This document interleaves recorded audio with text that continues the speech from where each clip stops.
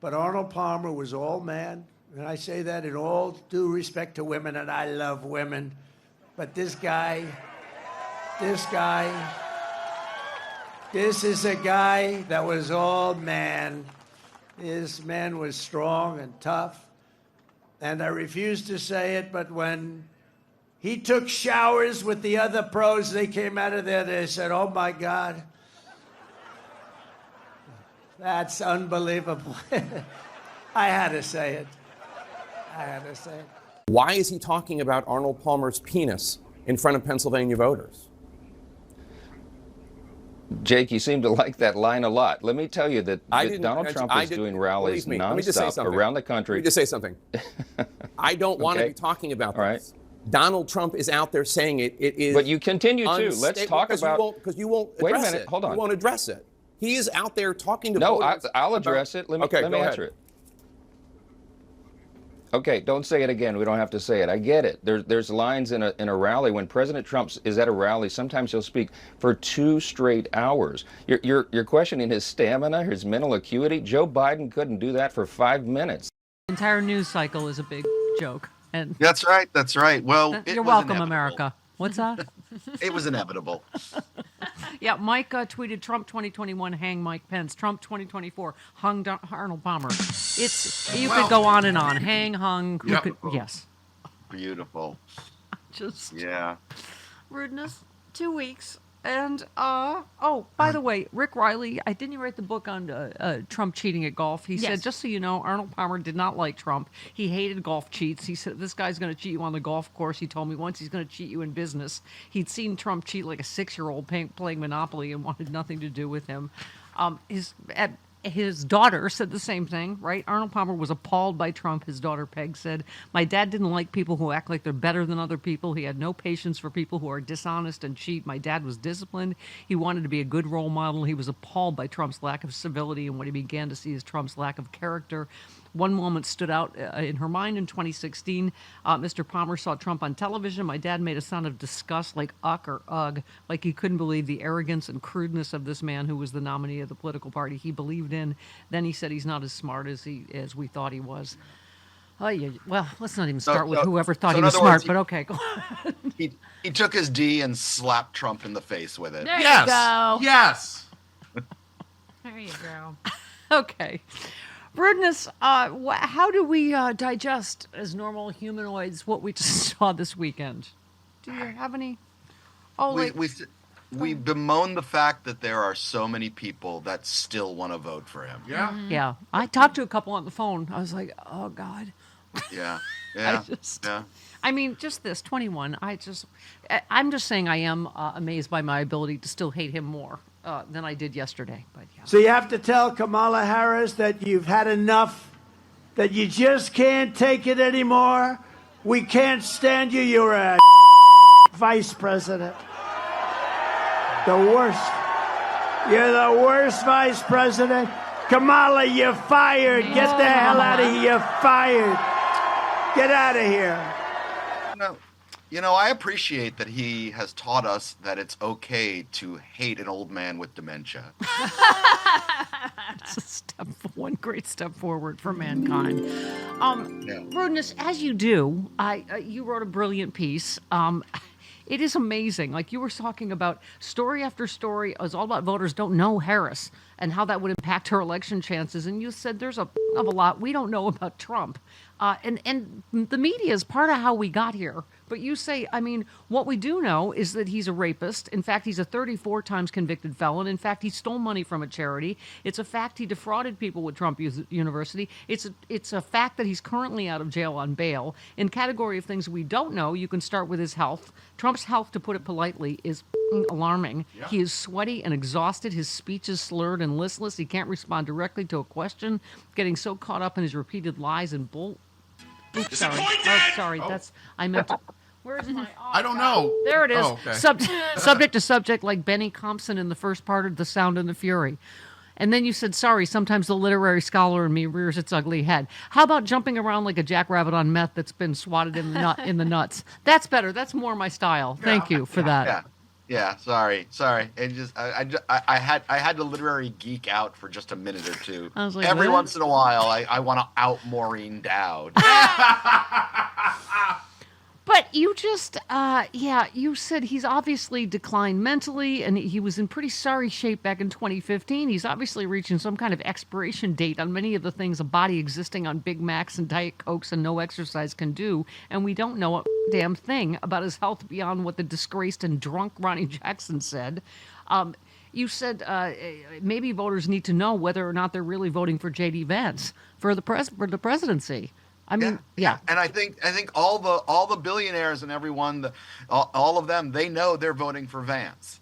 And there was something that we said about Biden, which was, what if Biden continued to run, we knew that that mostly there was a chance we were voting for Harris for president. And we were like, good.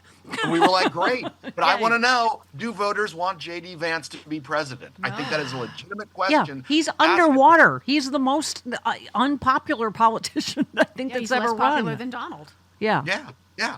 And so I think that's something that deserves polling, and that's something that deserves tons of ads from the Democrats and even the Harris campaign to say, you're not voting for the guy who supports Harvey Weinstein. Yeah, look at him. Oh, I know. Wait, was that Harvey Weinstein got schlonged? I'm sorry. You must be mishearing how the story went.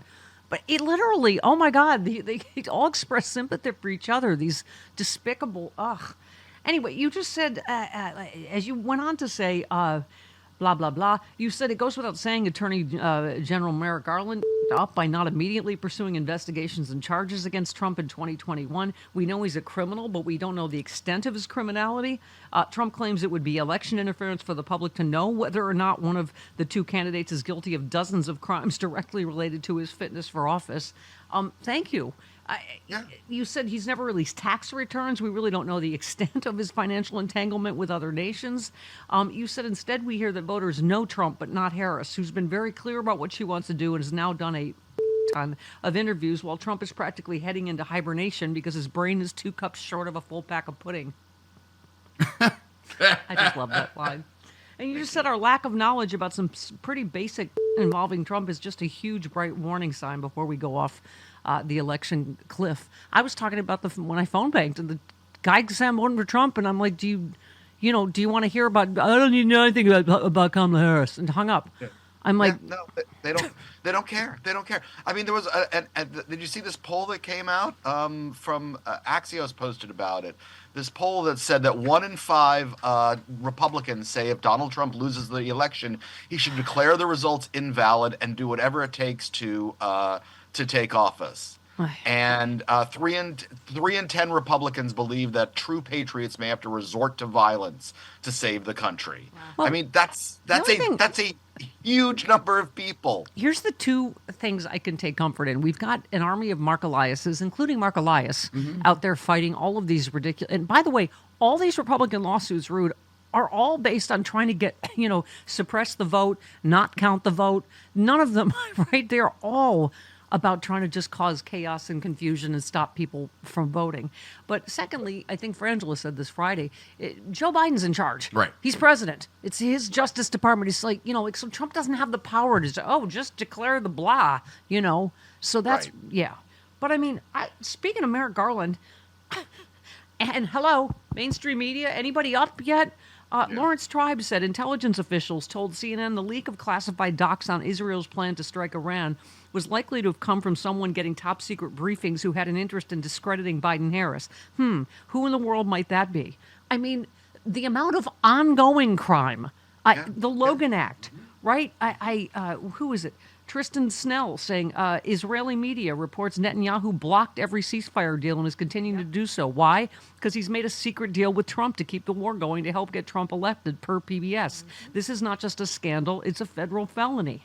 One other one from Tristan, breaking. Trump's director of national intelligence, Dan Coates, believes Putin has compromise on Trump and uses it to blackmail him. Coates is a conservative Republican, former senator from Indiana.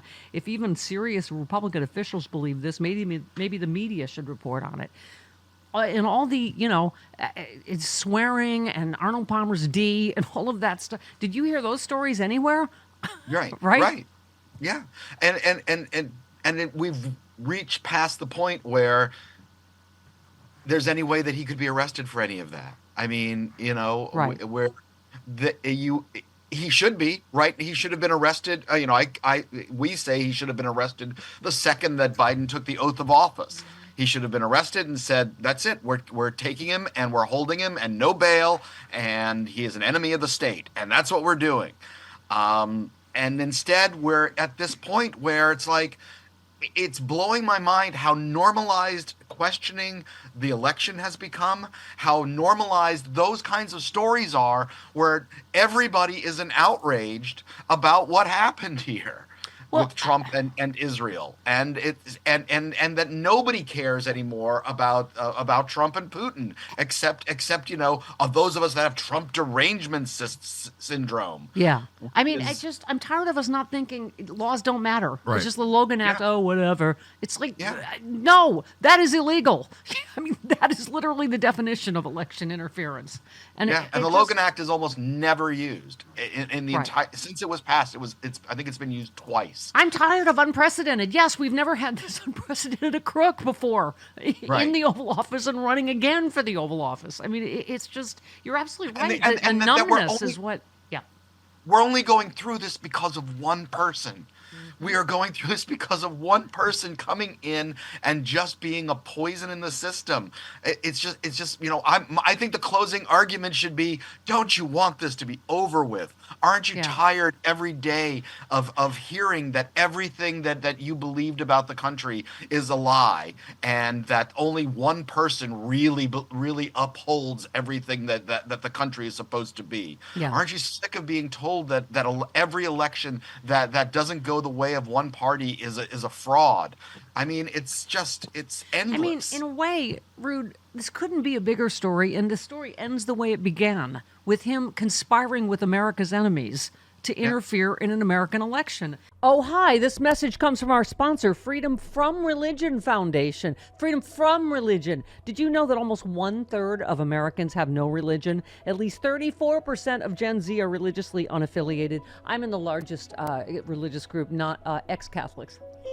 2024, not just another election. You know that already. 2024 is a critical movement. Decisions made by elected officials will impact policies concerning health, privacy, and personal freedoms. Free Speech TV and the Freedom From Religion Foundation share a commitment to defending freedom of expression and the importance of critical thinking. That's why we're grateful for support from the Freedom From Religion Foundation, who works to empower people with the knowledge and tools to engage in civic life and protect their rights. Free Speech TV and the Freedom From Religion Foundation share a commitment to defending freedom of expression and the importance of critical thinking. We're grateful for the support from the Freedom From Religion Foundation that works to empower people with the knowledge and tools to engage in civic life. Protect your rights. Only you can do it. For more information on the work of the Freedom From Religion Foundation and their efforts to safeguard the separation of church and state, visit ffrf.org/Miller. That is ffrf.org/Miller. Your vote is your power. Don't sit this one out.